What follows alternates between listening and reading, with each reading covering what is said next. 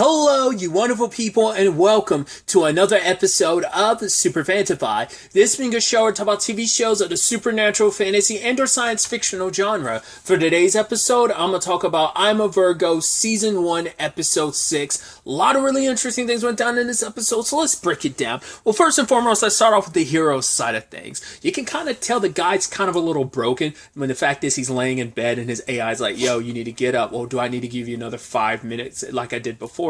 Seemed like that he did the thing, and he was like, yeah, sure. And then he gets up, feels like he's pumped and everything, but he looks broken on the inside. And as you spend more time with the hero, you kind of see that his justifications for everything, it just feels like this is all that he uses to define himself. It's almost kind of like a parallel with like The Boys, how, you know, the heroes in that world, especially like Homelander, for example, well, we know what Homelander's circumstances are, so it isn't a one-to-one, but a lot of heroes, they've given up their secret identity. They're just kind of heroes 24/7, and he's kind of in that celebrity status as they are, but he still justifies what he does. He still sees himself as the good guy, and his perception of things is so interesting because especially the whole bit about like propaganda, like all art is propaganda. He's like, right, some person drew a flower and associated it with love, so that's why we equate nature with love. But nature can be just as crueling, like things in nature can kill you. But then he's talking about like modern technology and stuff like that isn't painted in the same way. Like what are mechanical gears, all the things that kind of add to industry, everything that is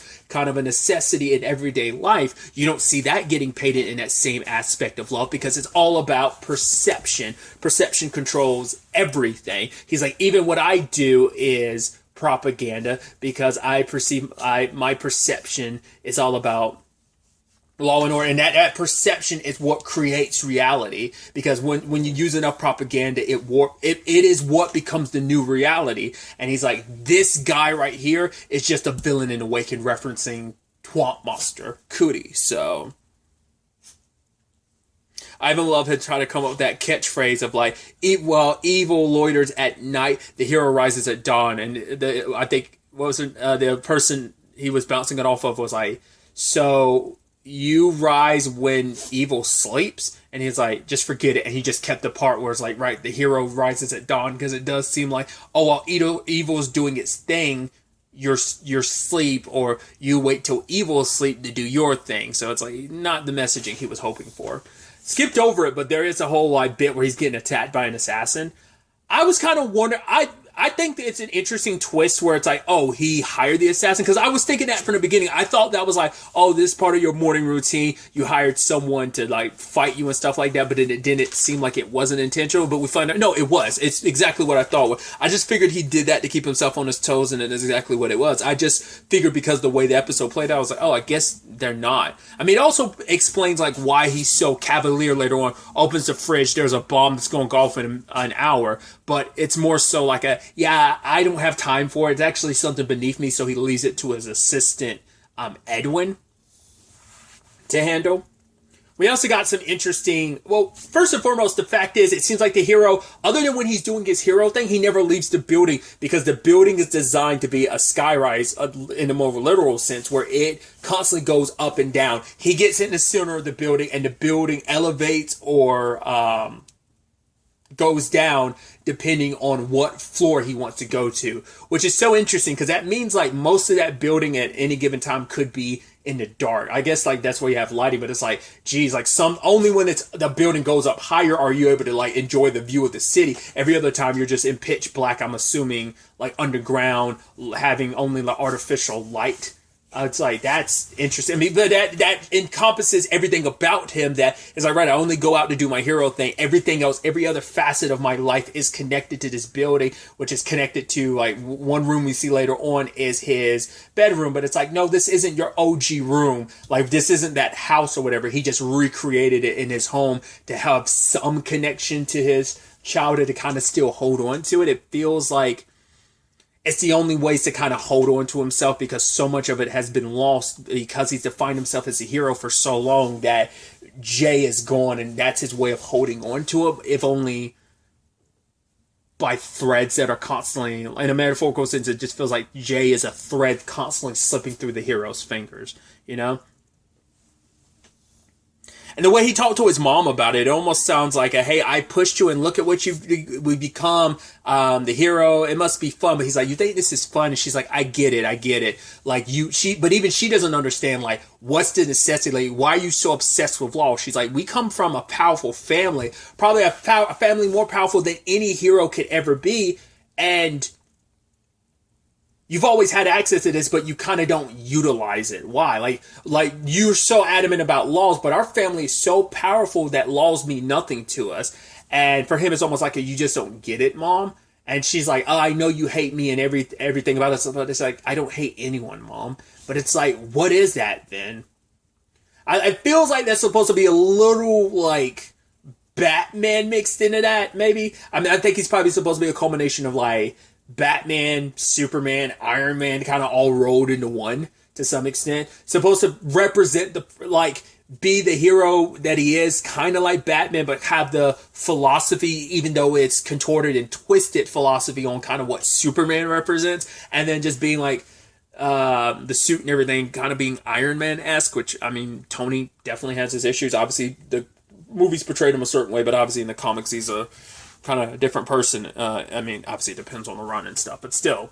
So it feels like it's kind of an overlap between those three characters that are all kind of in that one character of the hero. So why did he decide to take this upon himself to be so defined by all of this is what it doesn't make any sense. I mean, it's like, right, you could use your money to kind of affect the community in the right way, but for him, it's about law and morality being one, because they are one the same in his eyes. But like I said, it just feels like you could do good in so many other capacities. Like, but maybe he deems like, oh, I can't use my family's money to solve any problems because that wouldn't really solve any problems. Or maybe it's just kind of a selfish nature of, yeah, but I want to be the face of the operation. I mean, even that device, he's like, yeah, my hair, like this device is supposed to, like, when I take my helmet off, my hair is supposed to come out. Like, I want people to kind of respect me. I want them to see a vision of me, of who I am. I'm supposed to present myself in a certain way when people look at me. I want my hair to be not a mess and messed up. I even love that talking to his tech guy. He's like, also, have you noticed that my AI recently started sounding like Bill Cosby? I was like, oh, so that's not intentional. That's 100% maybe a malfunction of the tech.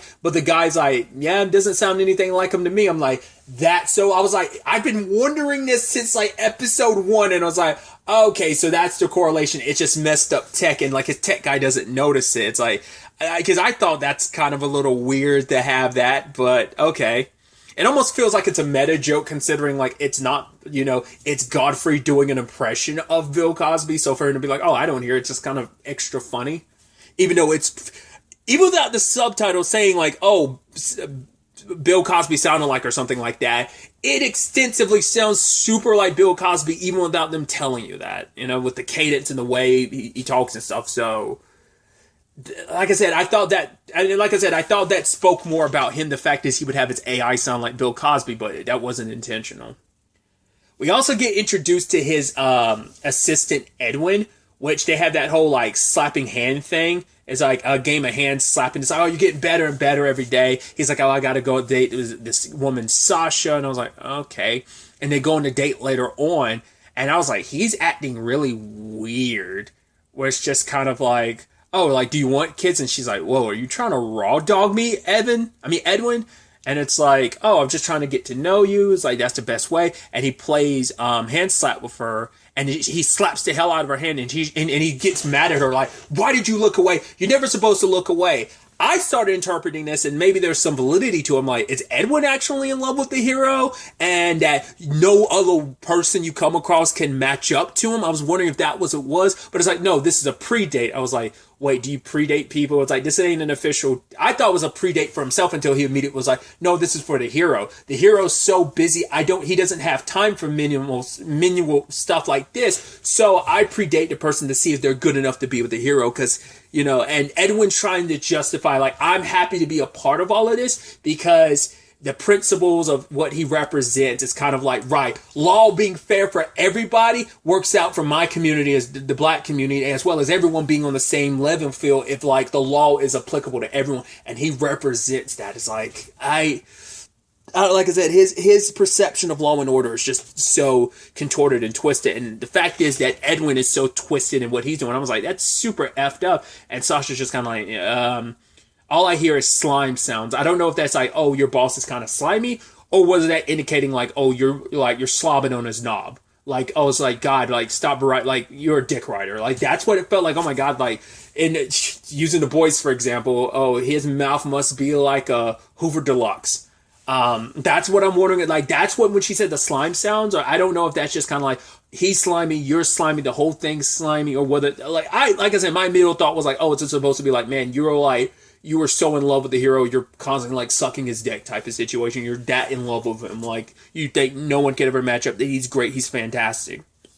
But he comes off as a shitty person, especially with the way he cut Edwin down later on, because it's like, wait, this whole thing's so random. That's not you, Edwin. What happened? Whole thing with Sasha didn't work out, but I'm going to put out a new list of candidates. And he's like, if you have someone you just want to, like, someone to have sex with, he's like, you don't get it. It isn't just about a wet hole. It's just, he's like, the fact is you don't get it. You're part of the problem now too. And then he whispers in his ear, is like, sometimes you can be so fucking useless. See you tomorrow, champ. And it's like, you can tell Edwin trying to keep it together. It's like, he cut him down so hard. And to that point, I was like, is Edwin the assassin? For the twist to be that it was Sasha, I was like, that was interesting. It's like, yeah, I would have gotten closer to you, would have caught you more off guard if your, like, assistant wasn't so, like, anal about things. It was like, yeah, but I pay him to be anal. So, right, it's like, so he ended up being a barrier in this regard. So his defense and his life and everything does protect him, and it did keep him on edge. He does have things implemented that it made it harder for Sasha to get close to him. I mean, it's like, right, if I passed the test part of thing, because she probably thought like, hey, I'm gonna date Edwin, and then while he's around the hero, I'll get close in that capacity. But even she was caught off guard by the pre-date thing. It's just like the people around him and how they operate for him and how they act around him and how they bend to his will so much. But even to the point, it's like, right, you hired me. He's like, yeah, I got to keep myself on edge. Like, the fact is that he's like, I need to keep myself ready for when a true supervillain appears, one that is worthy to the public to be my supervillain. So it's like, I'm waiting for an opponent that can really justify my existence, and I can show people, and they can really herald me as a hero. That it's kind of like, almost like I'm waiting for that big battle, the alpha and the omega, the clashing of all clashes, to kind of maybe solidify things, that maybe if he defeats a supervillain above all else in the public eye, it will shift the world and everything to fit more what he wants to be about law and order, And then he's asking Sasha, like, oh, I'm about to crack open this bottle, do you want to join me? But he turns and she's gone, because it's part of that life he has of like, you are this person, you're such an asshole that you've isolated yourself in so many regards, because once again, his world literally revolves around it, because it's like, hey, I got to stand in the center. The building goes up and down depending on what floor I want to go to. And it's like, oh, maybe I should hang out with you. But it's like, yeah, I'm not here to be your date. You kind of screw the pooch on that. But to be fair, that was just me getting close to you to try and kill you. Like, I'm not interested in trying to date with you and hang out with you. But she had even suggested, like, maybe you wanted me to kill you. And it's like, his insanity has gotten to the point that maybe on some level it is like he is looking for an out, that he can't break himself free of what he's become. So maybe that's why he is looking for a supervillain, someone that maybe could, either I continue on this path I'm going through. Maybe he believes that, or maybe there's some part of him that secretly wants to die because it's the only way to stop the madness that it's become him, that he's gotten so enthralled with. Because interestingly enough, he ends up going to a prison earlier in the episode and meeting with this guy, Damon Miller, I guess, who he arrested. It's like, right, I killed a guy before he could kill me, but it still doesn't justify, I shouldn't have, that guy shouldn't have tried and take my life, but I shouldn't have tried and take his. And, for him, it's like, that lives with regrets what he did. What's interesting, though, is that person is played by Omar Miller, which Omar Miller and Walton Goggins were in a show on CBS called The Unicorn, which I really liked, together. So I thought that was like, oh, that's kind of neat, you guys getting to work together, and that just even if it was just for that one scene, I was like, oh, that's pretty dope. I constantly forget that's the most recent thing I'd seen Walton Goggins in. I was trying to think, like, before, I was like, what was, it's like, and I kind of forget that came out, like, was that 2019 that came out? Because I think that was 2019, 2020. But I was like, yeah, I know it might have been, I think it says 2019, but I don't think it aired until 2020, right? I don't remember. But it's like, cause yeah, prior to that, I'll probably say the last thing prior to that I saw him in was Ant-Man and the Wasp back in 2018. Like I said, tinges and all that aside. But Damien talked about the fact this is like, right, it's not, he's like, oh, you don't even know who I am, but he lists him off. It's like, oh, you're Damien, blah, blah, blah. You're a drug dealer. He's like, no. Back in 92, the first ish copy of your comic came out and you signed it for me. And he's like, you're a genius, man. You were able to take something and you created a Phantom. And now that you've brought that Phantom to life. And there was even, it makes me wonder. Well, two things crossed my mind. It is that thing of like, right, you were so busy, you created this Phantom, and now you're kind of living it. I think it's still kind of making him a Phantom, kind of going through life, driven by this need, this desire that's kind of consumed every element and every aspect of his life. Because, hey, I wake up as Jay, but I immediately transition over from my civilian life into my work life, and then back to my civilian life. It's such a routine thing, which kind of plays a little bit into the Cootie and Flora of it all, but we'll get to that in a second. Like I said, I think he's driven so insane by this path he's on. He doesn't know how to live any other way. But what's interesting too is like the guy being executed. They talked about the more humane method, which I was almost expecting Elijah Wood's character to pop up again. I'm like, hey, I'm the executioner. He still could have been, but maybe he's one of the people really pushing for the more humane like ways of death when it comes to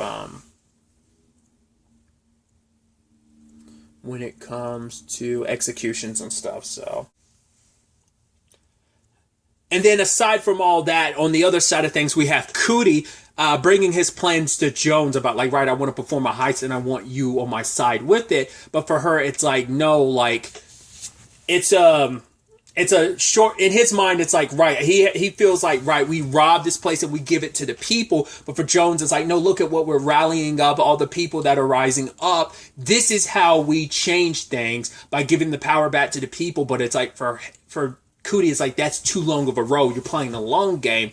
But Jones's perspective is like, yeah, but your road isn't as short as you think it is. So I think it's like, maybe it's a thing of, yes, you might help in a short run of things, but the road's going to be even shorter because that's not sustainable enough to keep going, you know? Because once again, we be the villains. They kind of show them what a hero really is. We kind of rebel back, and it's like, this is what you are all about. And for his perspective, it's just like, right, you only go along with things that do work. Everything else that you feel like you're not willing to even take a chance on, you remove it from the list. And she's like, yeah, that's the scientific method. You work with what works and you dump everything. Not the scientific method. No, that's a different thing. But she was talking about the scientific process of kind of like, you go with what you believe will work. I guess trial and error of showing you these will work. And the fact that she doesn't even want to take a risk on these other things. So, because for Cootie, it's like, I have to do this because either I'm going to be the villain or I'm going to be a clown. Because one punk was like, oh, yo, the hero. Oh, yeah, man, he laid you out. But ha, ha, ha, ha, ha. It's like, man, kids suck. So he rallied the squad, which includes Felix, Flora, and the lower bottoms are there. And it's like, right, they're all in this together. And it's like, oh, we're the band. And it's like, oh, no, a band has musical instruments. It's like, no, look it up on Wikipedia. And Flora's like, he is right. And he's like, thank you, beautiful. And she's kind of, and he's like, whoa, hey. She's like, hey, what are you hey-ing about? Like, the fact of the matter is, at least someone's calling me beautiful. He's like, yeah, but I just don't know if I'm being objectifying you or whatever. And she's like, why are you getting jealous or whatever? And I think that's kind of a neat little detail. Like, you see it like sometimes during Cootie and Flora's conversations. She kind of cuts him off because it's like, all right, I'm bored. I can't just stop.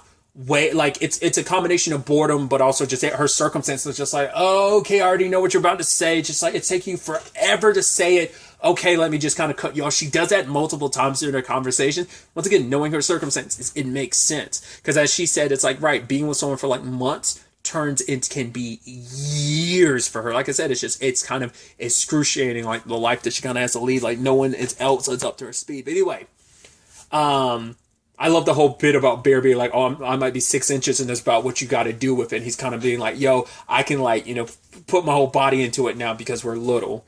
But it's like, right, we got to get the gang together. Flora wants to be Too Fast, Too Furious. And it's like, no, you can't because that's copyrighted. But she's like, that's my favorite movie. He's like, do you want people when they Google you to see Vin Diesel? And she was just kind of shrugging like, I'm kind of fine with that, I forgot what he called the lower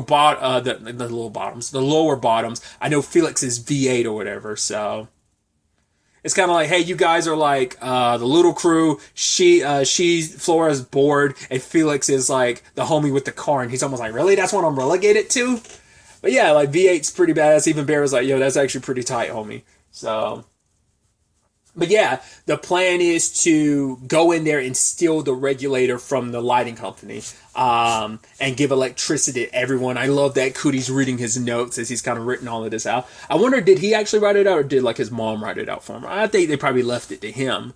But I love the presentation and all of that. But his plan is to use the lost episode of parking tickets that was found on Scat. And it's like, he would be happy to be used this way. Felix having that snide comment is like, no, I'm sure he'd be happy not to be dead. So I was like, yeah. But planning on using that to mess up like any guards or whatever. And then basically it's up to the lower bottoms to like grab it, like slip it in and kind of give it in. And he's going to take his, those kind of almost brass knuckles that's got love and hate on it. And he's going to use that to smash up, the machines and stuff to like get rid of the electricity.